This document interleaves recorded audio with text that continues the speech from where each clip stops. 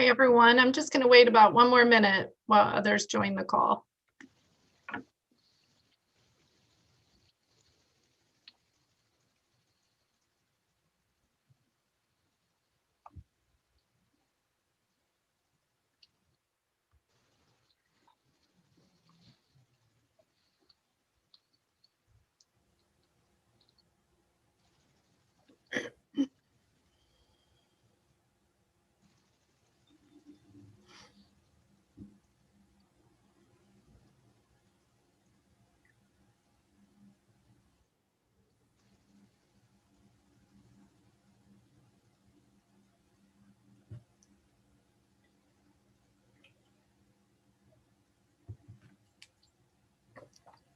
Well, good afternoon and welcome to our Roanoke College Virtual Family Resource Series. We hope this finds you well and your loved ones well, and we want to thank you for attending this virtual programming series. These events are typically held during Family Weekend, and as the college was unable to host Family Weekend this year, we wanted to ensure that families still had an opportunity to obtain more information about some of the opportunities your students have during their studies at Roanoke College. I want to thank our colleagues who have collaborated with us to bring these topics to you virtually. You can visit the Roanoke College webpage at roanoke.edu/parents to find more helpful resources. My name is Sally Logan Walker, and I have the privilege of serving the college as the Director of Alumni and Donor Relations, and the Alumni Office also provides services to families. Before we begin our discussion today, I wanted to cover a few logistical points. Please use the chat feature on our Zoom call today to present questions to our presenter. We will attempt to cover as many questions as possible. And today's session is being recorded and will be available on the Office of Alumni Relations YouTube channel beginning on Friday, beginning tomorrow. On that channel, you will also find other recorded sessions in this series available to you. Today's virtual event is entitled From Study Abroad and is brought to you by the Office of International Education. Here to lead us through this presentation is Ms. Carmen Boggs Parker, and she serves the college as the Assistant Director of International Education. Carmen, I will turn it over to you. Thank you, Sally. I appreciate that. Welcome, everyone. I'm here to talk with you about study abroad, and I'm very excited to do so. I do have a series of slides so that you can get a sense of what I'm talking about instead of just looking at my face for the next hour or so. So let me share my screen with you.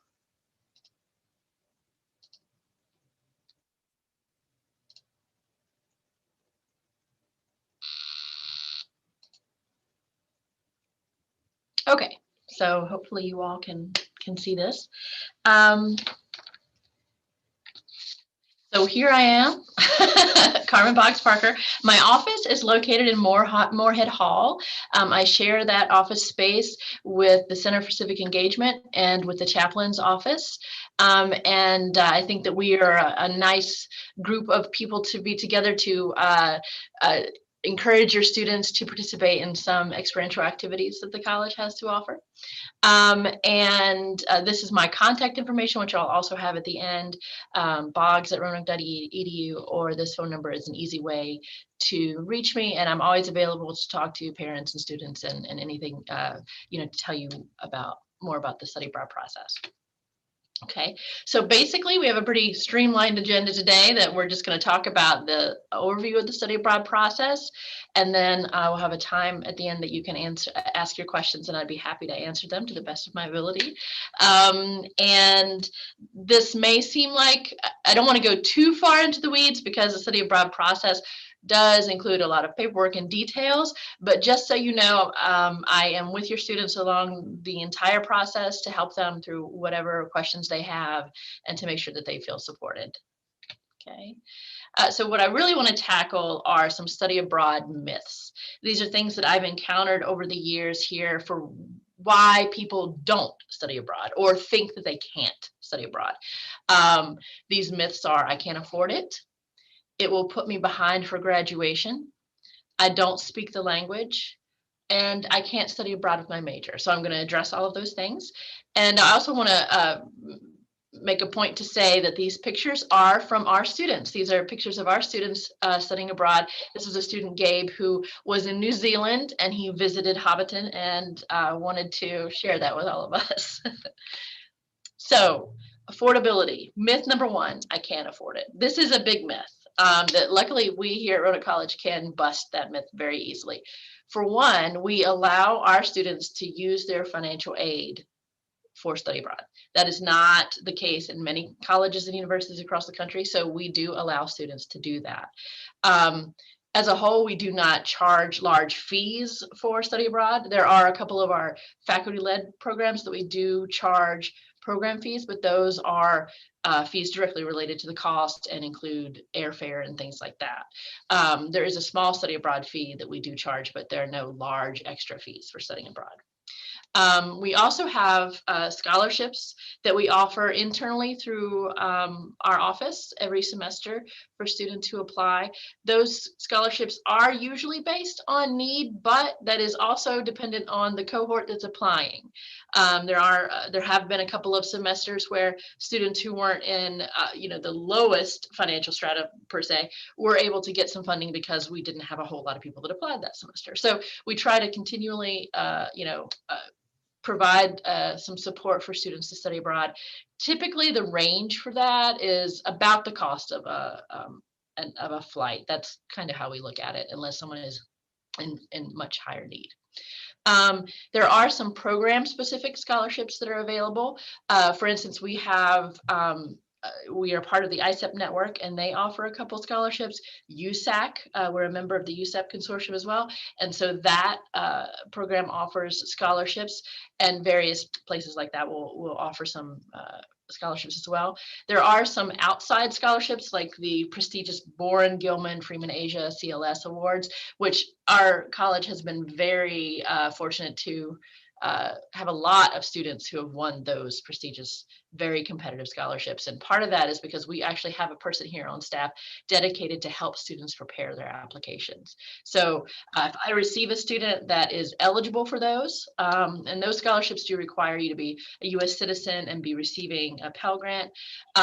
Once I know that a student is eligible, I pass that information on to the person that works with the students, and she talks with them and finds out if they're, want to make the commitment to apply, because it is time consuming. And if they do, then we move forward. And I think that's why we've been so fortunate in having a lot of winners in our small college. Also, if your student is in the honors program, there are options for people who want to complete part of the research for their distinction project abroad to receive some funds as they apply for those things. And then there are some other departments that, like modern languages, has a few scholarships, to help students who want to study abroad too. So we do support students, as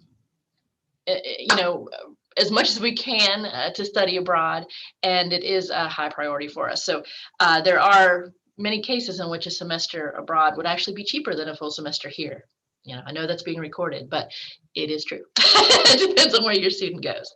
So the next myth I'd like to bust is it will put me behind for graduation. Okay. And this is just not the case as long as students plan. That's the key, right? So this is an opportunity for students to learn and improve a new language with intensive language courses, to stay on track with their degree and take major specific classes, and even expand the course selection that they have available to them if they're going to a large institution that we just can't, maybe we don't have courses in marine biology, but they go to JCU in the tropics of Australia and are able to take those kind of courses. And also they can participate in research and field studies. So that's another opportunity for them to get some experiential learning involved. Myth number 3, I don't speak the language. Well, you don't really have to in most cases. Many places have courses in English. We offer programs in over 50 countries, and there are English courses available at every location. Now, the courses that are available do depend on the student-specific requirements and the location. So not every program is going to have every major in English, but there are a lot of variety for students to take courses in English, even in a location where English is not the native language. Myth number 4, I can't study abroad with my major. I hear this a lot.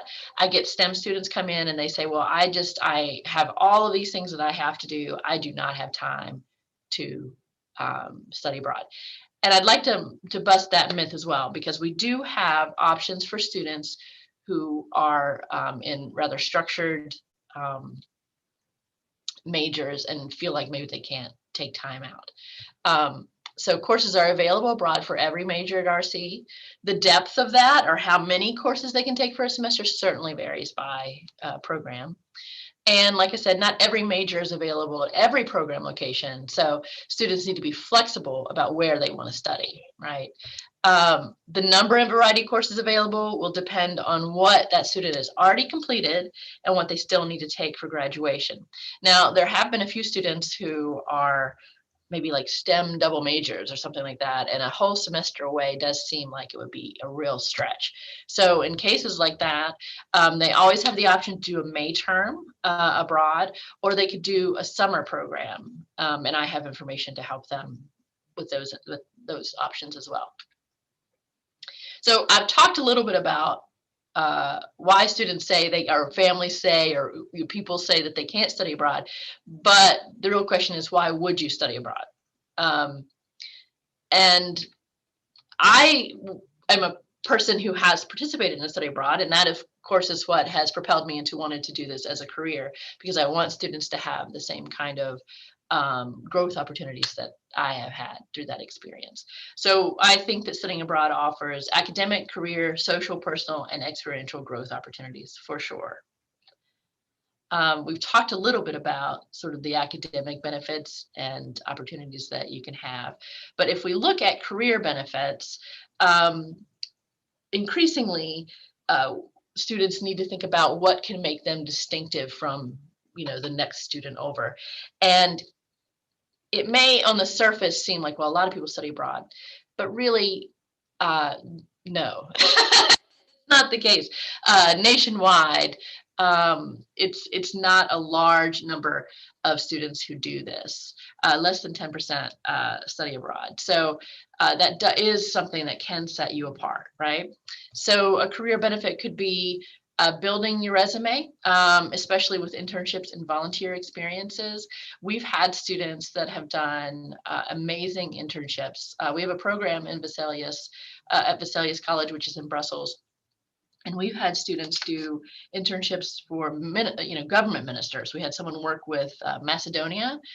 We also had students do internships with Fulbright, I'm losing it right now. There's a car company in Italy that I'm embarrassed to say that I can't remember. But we've had students have really interesting internship opportunities, and they're bona fide internships, not go get my coffee and make copies. Real job building experiences. So that's an option. Also, it does speak to what I guess people would call your soft skills, right? So it helps show other people that you have the ability to adapt to new situations, to work with people of different backgrounds, to be flexible in living in a different place. So those are some career benefits that students can have.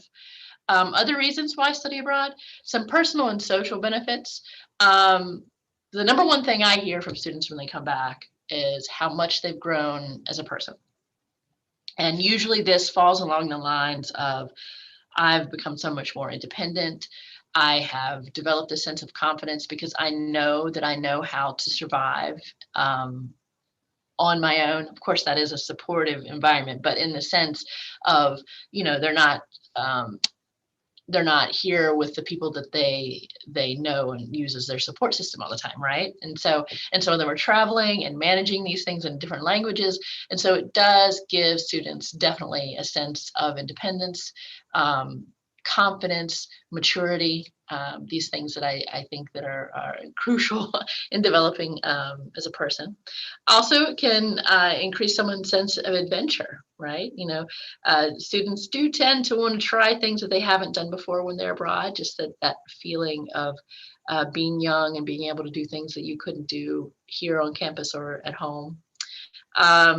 And it is a time to make new friendships and networks. Like I've said about the internships, those could turn into some kind of a job situation. Or I've had students also that have worked with professors in programs abroad and have ended up like adding another major, or that professor helped them parlay some. Well, I had a student that I'm thinking of right now who was in Florence, and he ended up working with a professor that helped him secure a recommendation to a pretty prestigious grad school. So, you develop new networks and friendships for sure. I think because study abroad is a very heightened sense experience, right? You're kind of in this constant state of stimulation of being like, what I'm learning these new things, I'm experiencing these new things, that the friendships that are made during study abroad can be lifelong. And I know that that's been true for me.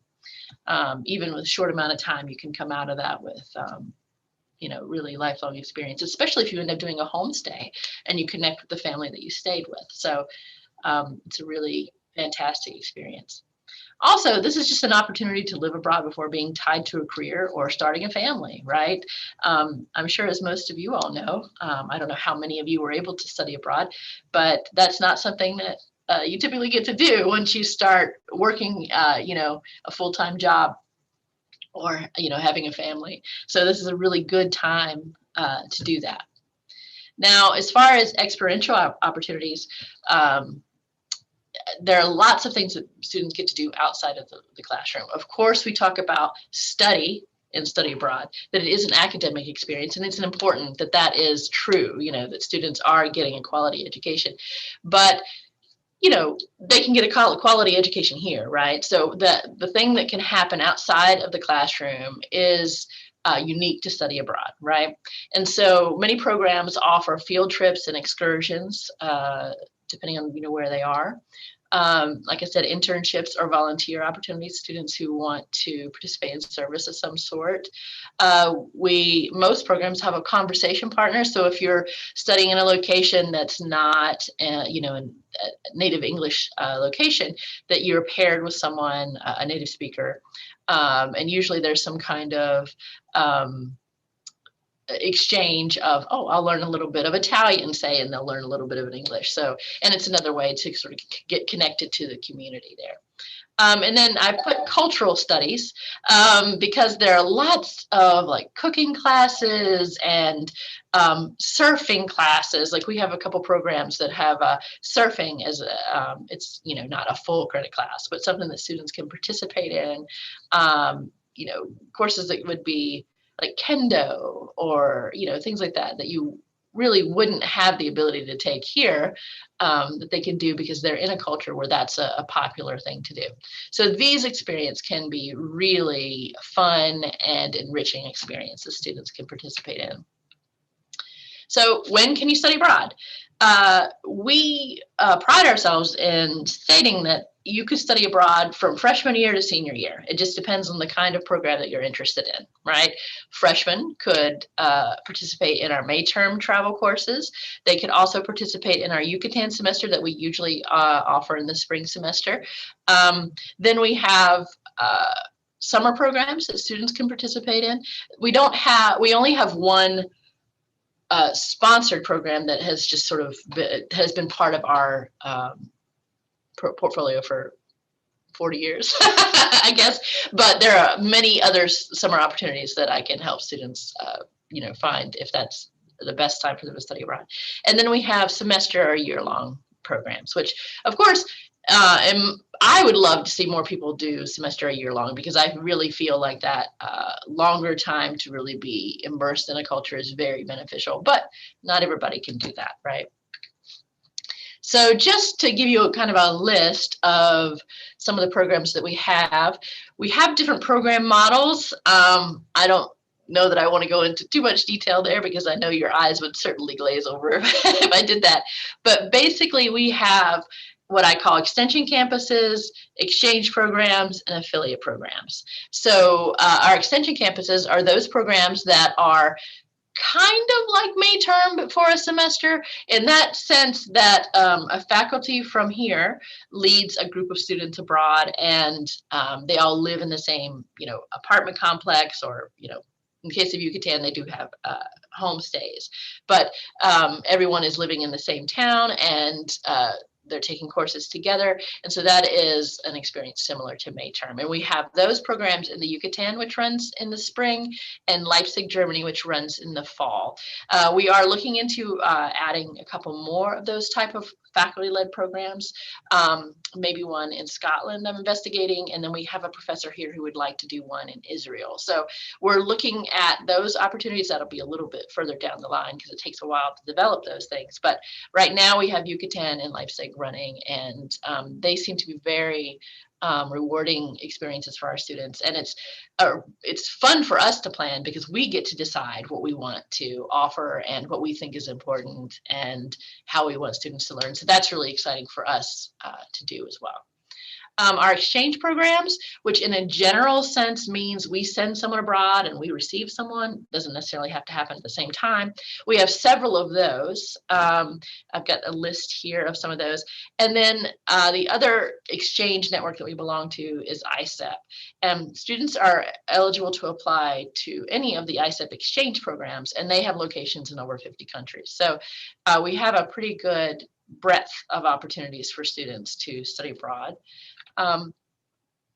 As we talk about, and I'll get to talking a little bit about the affiliate program in a minute, but our program in Leipzig, Germany is planning to run this coming fall, and it will be led by Dr. Andrea Mihalaki O'Keefe, and she is out of public affairs office, and not office, department, excuse me. And her work sort of lies at the intersection between environmental policy and international relations. So it's a very interesting experience that she has planned for the students. In Leipzig, you do not have to have any kind of German proficiency. The first month of the program, students do spend taking language courses at the Herder Institute, which is a prestigious institute, kind of like the Goethe Institute of West Germany. This would have been the East German equivalent, because Leipzig would have been in East Germany, in the old Germany. It is open to all majors, and there is a variety of courses that are offered, and you can see they are interdisciplinary. So we have political science, IR, some of these things count for environmental studies, some for peace and justice studies. So various things that students can get credit for, but these are the list of the programs. They can also come in for INQ courses for students. So it's really nice. You can see from our list here that Leipzig is a place that students can travel very easily. It's on the train line. It's easy to travel around the town as well. But it's, a little over an hour to get to Berlin, an hour to Dresden, 5 hours to Prague, which is a very student-friendly city. And of course, connected by air as well. So they can go all over Europe if they choose to. And the housing are in these beautiful lofts, and they all stay in the same apartment building. Okay. Now the way that the money works for this particular program is, they pay Roanoke College for tuition fees and housing, but they do not pay us for food, because the food in Germany is pretty inexpensive. So you do not have to pay us for that, but you need to set money aside for your student to buy food out or to cook with their roommates and things like that. And then we charge a $3,000 program fee, but that does include excursions. It includes a flight and things like that. So, and entrances to some of the amazing sites that Andrea has planned. And she even has at the end, everyone going to Scotland, to Edinburgh to hit one of the UNESCO heritage sites. So it's a very affordable program for all the things that that students get to do. And we have quite a few students signed up for that, but we are still accepting a handful of more students if they would like to attend. Now, our Yucatan semester was our first extension campus, and this developed out of a relationship with our dean when he worked at a previous institution. So we have access to a whole staff of people that help us work in the Yucatan. And it's a really amazing experience for our students. They spend the time in Merida, part of the time. For several weeks, they'll stay in Merida, which is a very cosmopolitan, modern city. It's that students love to be there, and they spend several weeks there with homestays and taking courses in language and whatever. The way that these courses also work is that whoever the faculty leader is will be teaching a couple courses, right? So it could be someone out of history, it could be someone out of education, it could be someone out of biology, whoever it is will be teaching a couple of those courses. And then they end up traveling down to Oshkosh, which we have an anthropology class that they take with one of the world's leading experts in Mayan archaeology, and he has a couple of his own National Geographic specials, so that's pretty exciting for them to do that. And then we wrap up the end of the semester by spending a week to 10 days in Akil, which is very close to Oshkosh, but it's a rural community, and the students help. There's a local farmer there, and he is relying on like Mayan techniques for farming, and so students learn about sustainability and sort of have this service community engagement aspect, which they tend to say is the most rewarding part of the experience. So, and we designed this intentionally where they sort of start out in this cosmopolitan city that's not going to feel very different. I mean, there's a Krispy Kreme and a TGI Fridays, right? It's not that different for them to kind of get used to. And then we move them through sort of deeper into the heart of the Yucatan culture. So it's very rewarding. There are lots of excursions and fun things to do. And I love it when students sign up for that. I will have to say it is a little more challenging than ISEP because I think there's a little bit of a European bias. The students want to participate in that, but the Yucatan is a safe state of Mexico for us to send students, and I believe it was voted the second safest city in North America. So it is a safe place for our students to be, and it's a very rewarding experience. So we are not running, we are not running that this spring with everything going kind of up in the air with the COVID situation. We decided not to try to do that. We just also didn't have enough time really to promote that for students. Now, for some of our popular exchange programs we have a program in Cairo, AUC. One of our faculty members actually developed that program because she did her graduate work there in Cairo. So if every major we have, they have. So it's amazing, highly prestigious university there, a safe campus that's sort of removed from the city, but that is an option that students have to do something a little different, right? We have a couple of exchanges in Japan. One of them is Kansai Gaidai, which my beautiful former student worker, Anna in this picture, she spent a year there. We've had that relationship with them for a long time, and that's a really unique program. Iwa University in Seoul, South Korea is another option, and Ulster in Ireland. So we have many more, like I said, but these have been some popular ones that students have talked about how unique their experiences were. Now, I mentioned that we have affiliate programs, and basically what that means, an affiliate program is not an exchange. That means it's not a university where we send someone and receive someone. An affiliate program is one in which we are paying fees for us to belong to them, and then we also pay a program fee for the students so that they don't get charged that fee. And so some of those are partnerships with universities like the University of Brighton or the University College Cork, or some of them are programs that are set aside just for study abroad students, which would be like the Umbra Institute or our ISI Florence. And so they're just a different way of doing things, but these are very popular programs. So that's probably all I need to say at this point about that.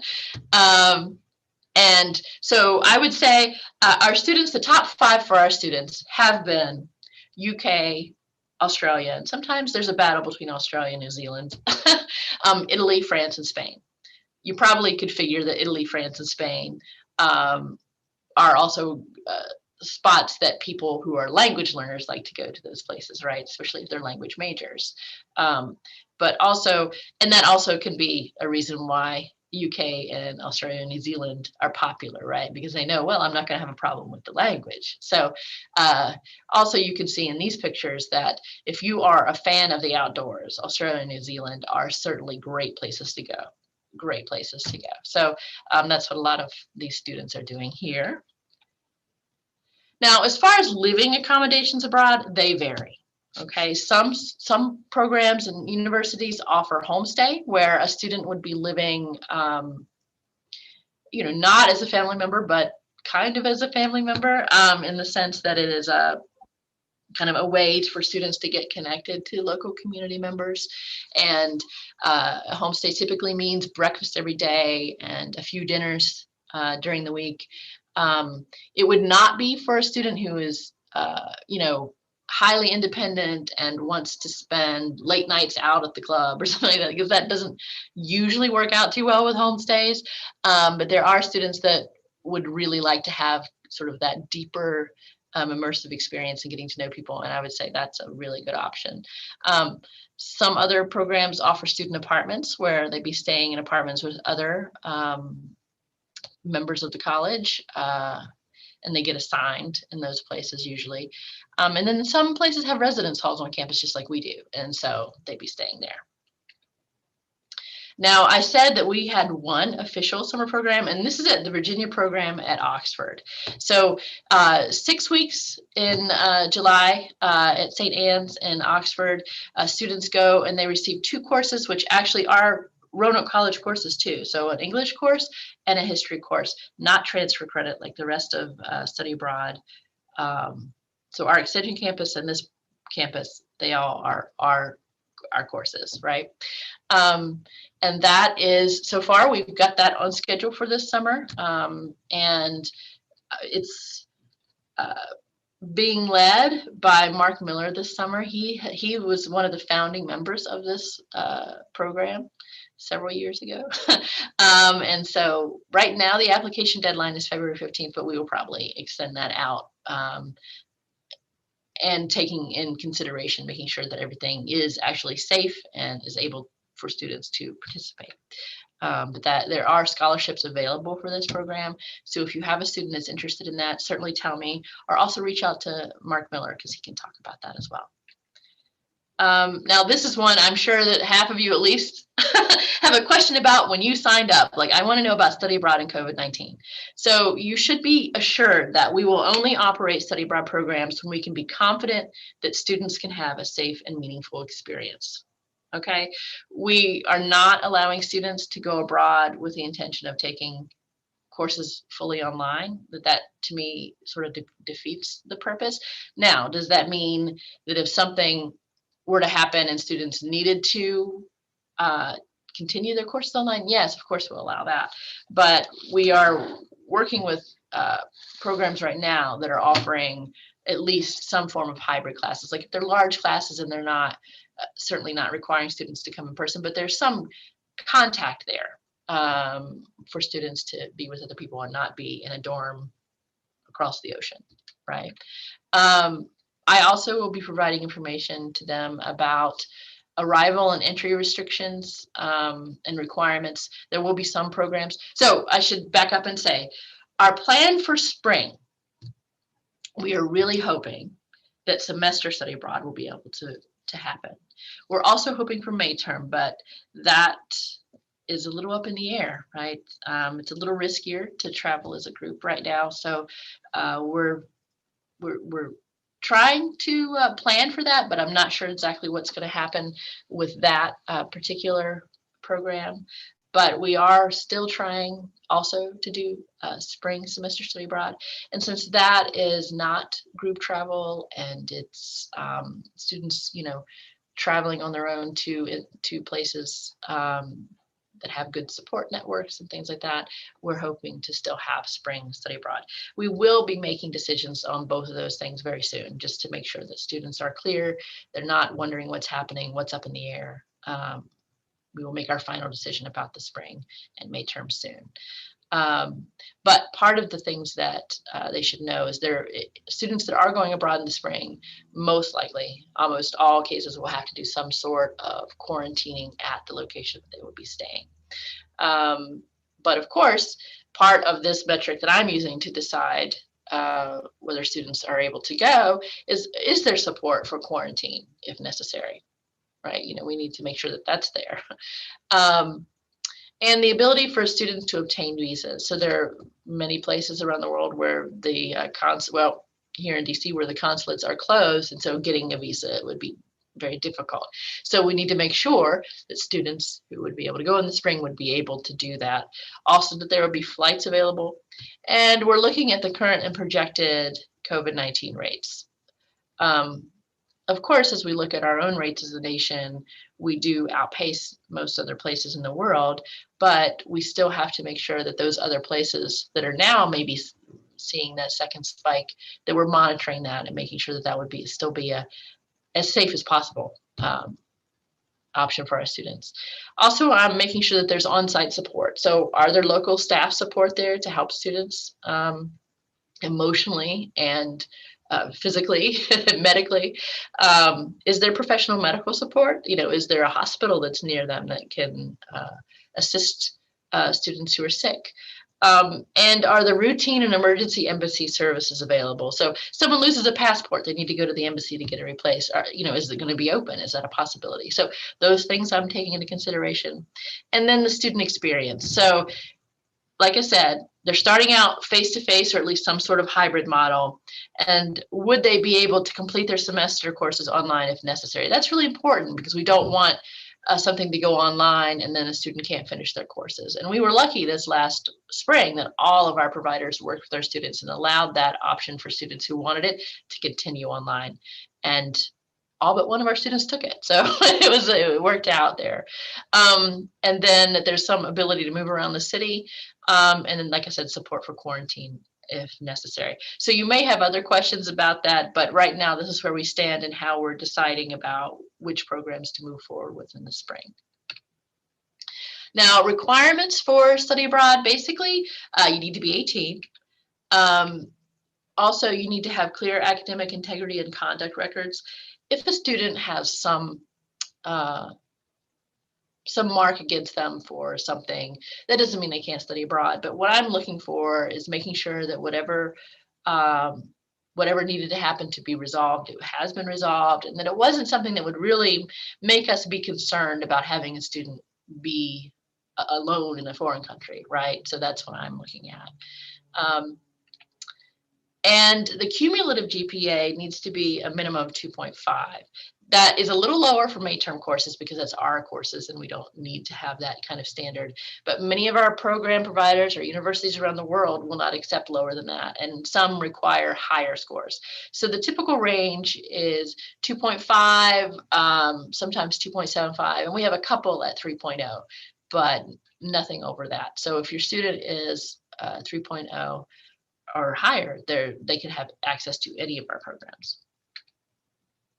So what I tell students to do first is to plan ahead, keep their GPA up.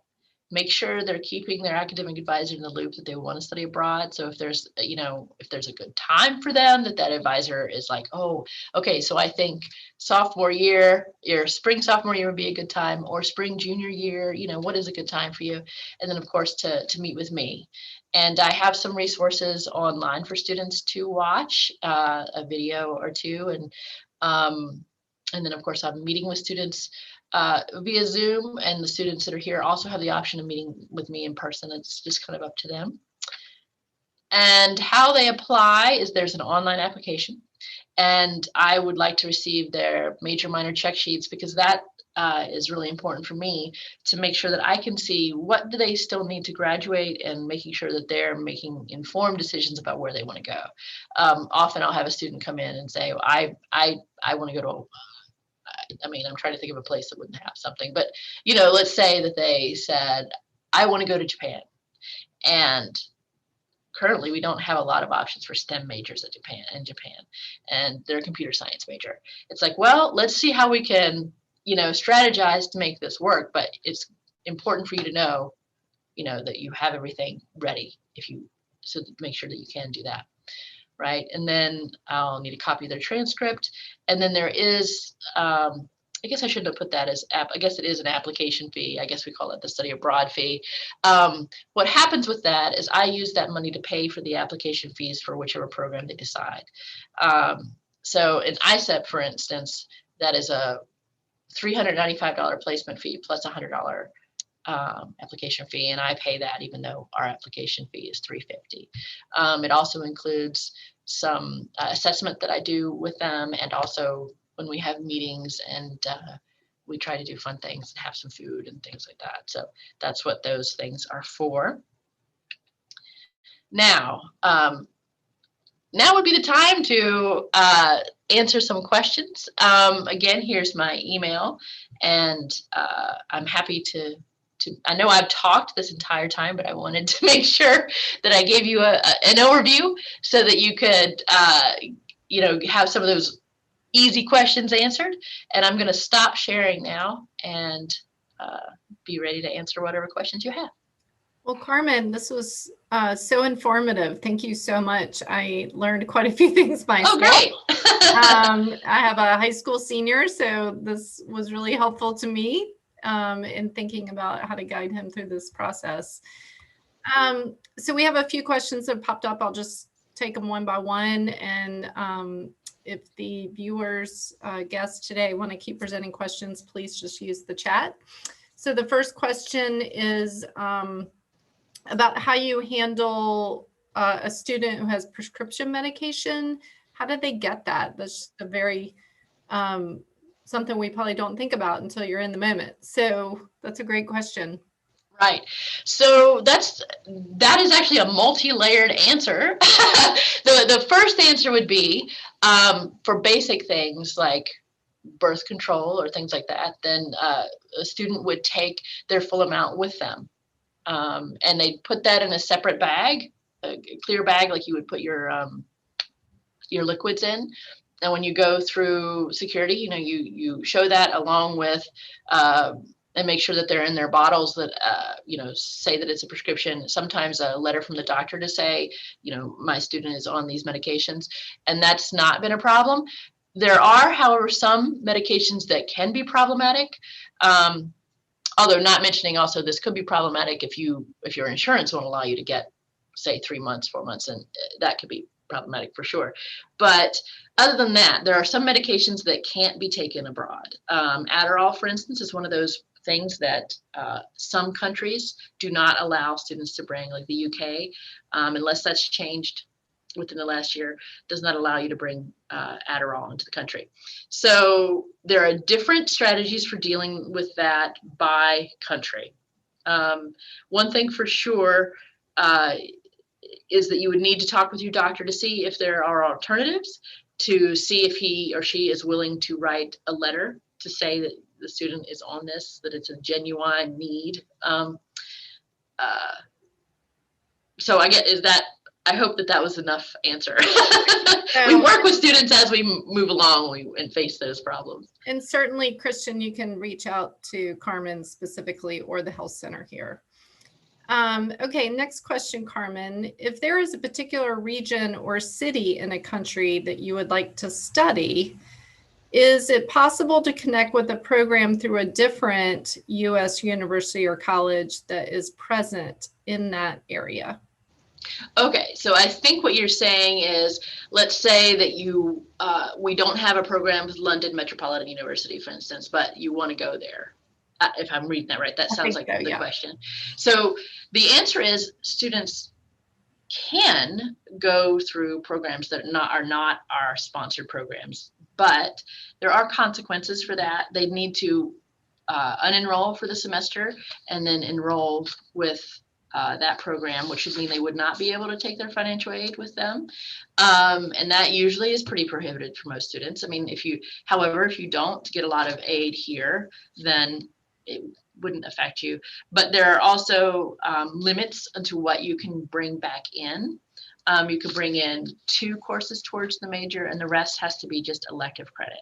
So that's also something that can deter some people from doing that. The reason why we do that is that this mirrors our domestic policy. So if a student says, I want to take a semester at Pitt, and I'll come back after that. If they want to do that, then it's the same policy. They can take 2 courses for their major and the rest has to be elective. And so we decided that made sense for us to do that abroad as well.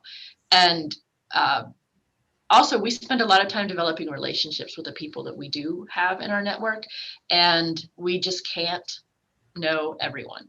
And so we have to make decisions at some point about what we find as quality, safe, affordable, programs. So we have a question that says, do you know what percentage of your students of color do study abroad? I was going by the pictures you show, and I worry that it might be weird for a person of color since your pictures indicate that it might not be something that many students of color participate in. Oh, right.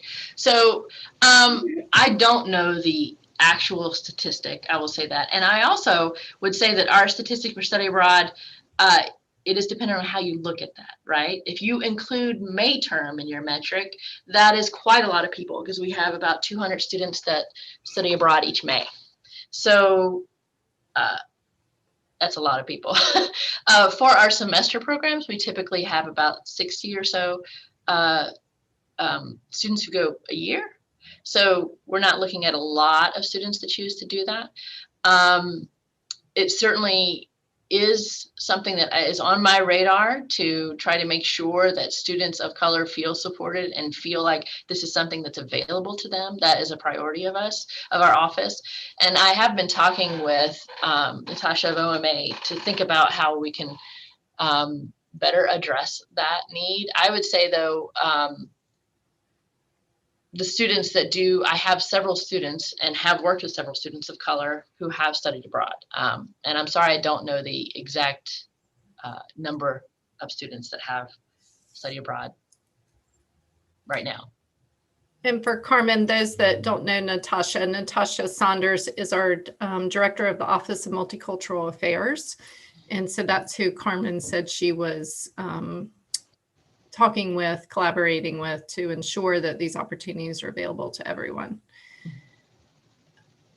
I mean, they are available to everyone, but yes, ensuring that everyone knows about it and feels like they can, is aware of the program. Yep. Yeah, for sure. Okay, here's a question. Please provide the name of the university in Brussels. Oh, Vesalius College. So also you should know, if you go to roanoke.edu/study abroad, it'll bring you to our Roanoke International Office there. And there's a whole list of the programs that we have, and that is Vesalius College. Okay, next question. Can you talk about freshmen participating in study abroad programs, whether it's more usual to wait or whether it works well to go as a freshman? Sure. So the programs that are available for freshmen are May term and our homegrown programs, basically. All the other in the universities and program providers that we use to study abroad will ask for students to be sophomores or above. They want students to have had an experience of assimilation into their home universities in those cases.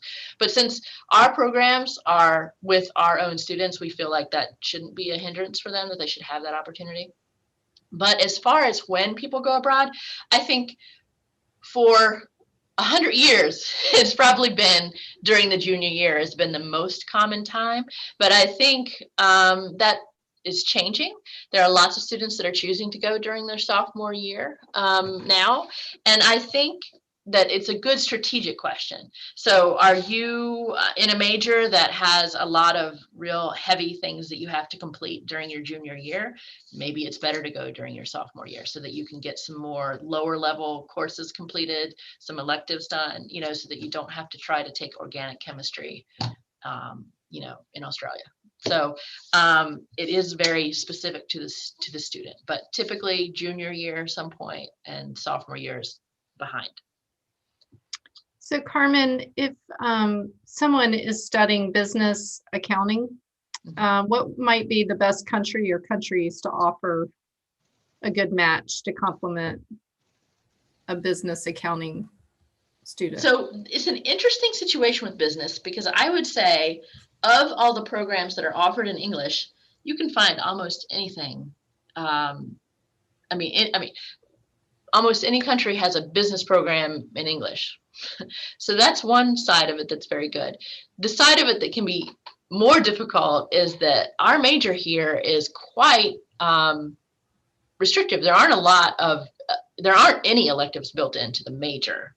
Now, in the concentration, there may be a little more fluidity in courses that are taken. So we have to work really hard to make sure that the course that is offered abroad would meet the same standards that we have here.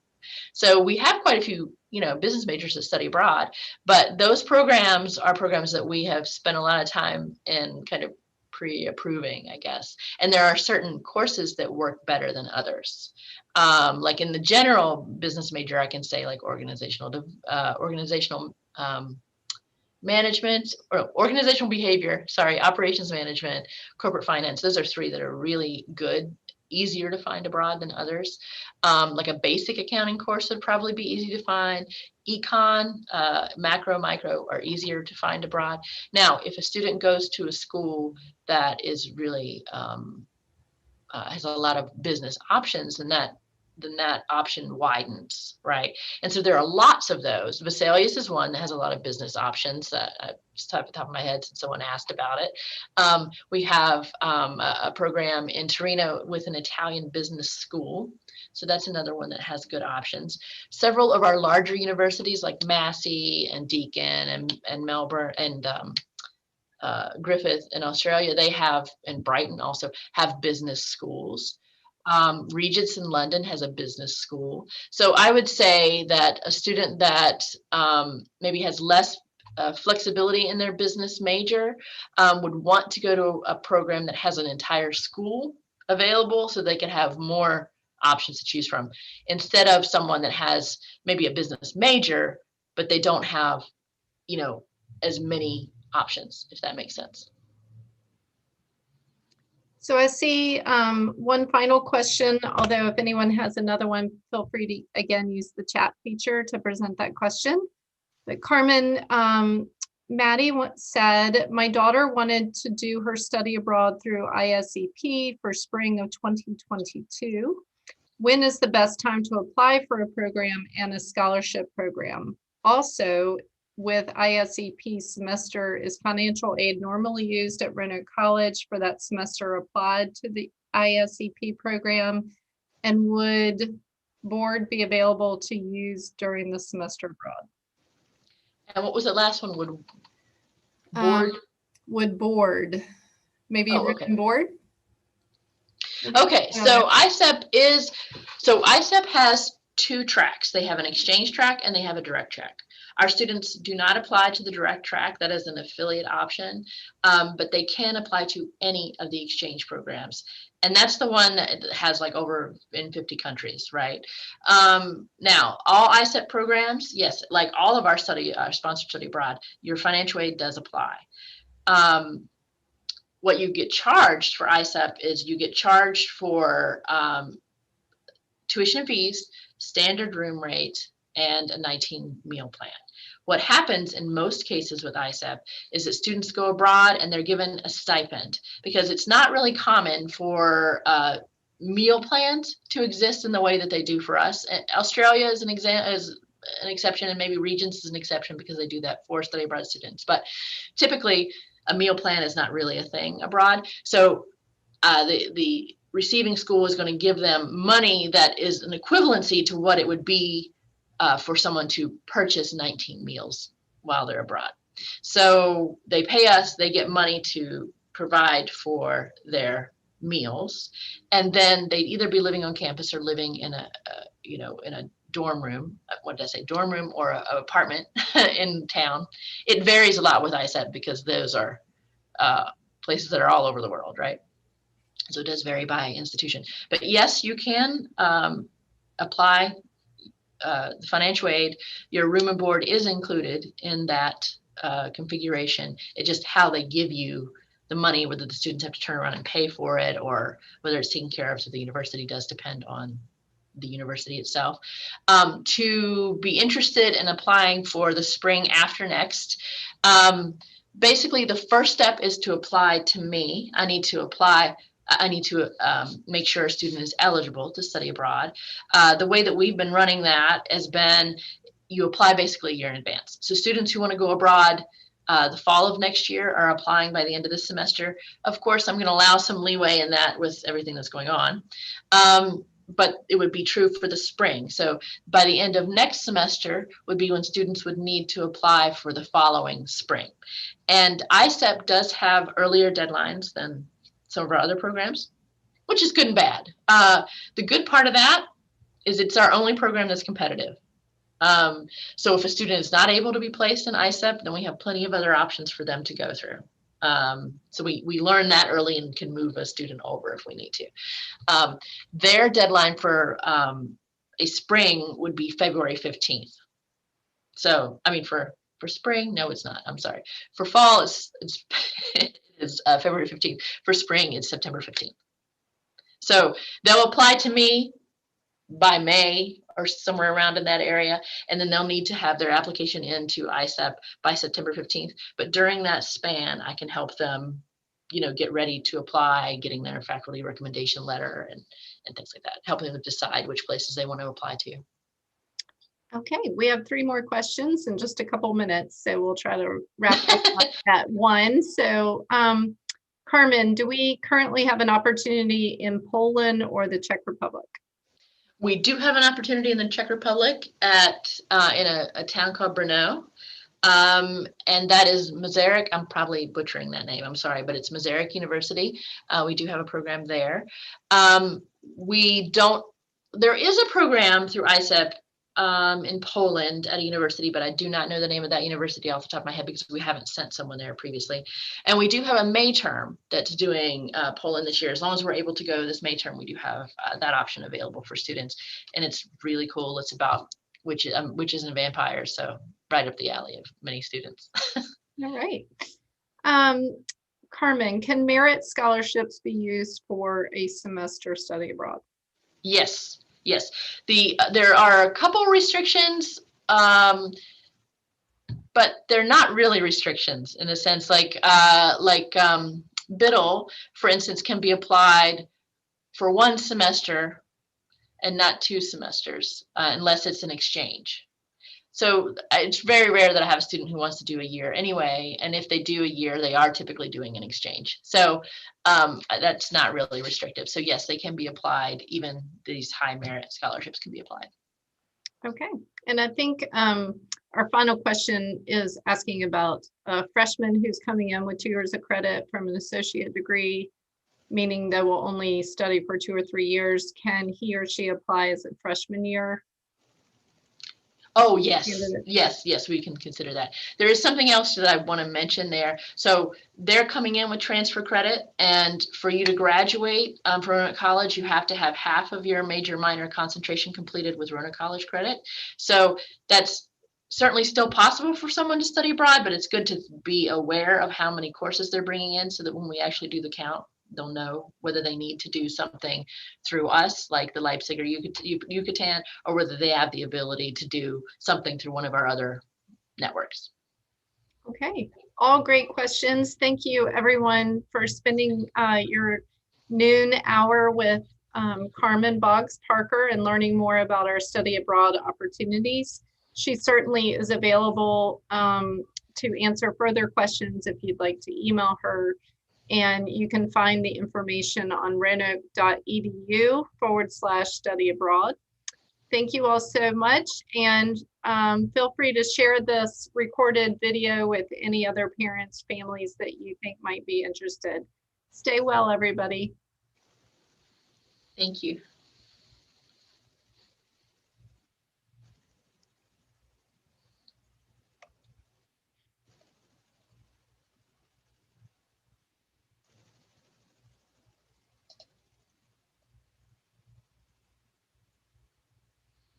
Thank you, Sally. Have a good day. You're welcome. I was just gonna have Greg tell us how many folks were on the call.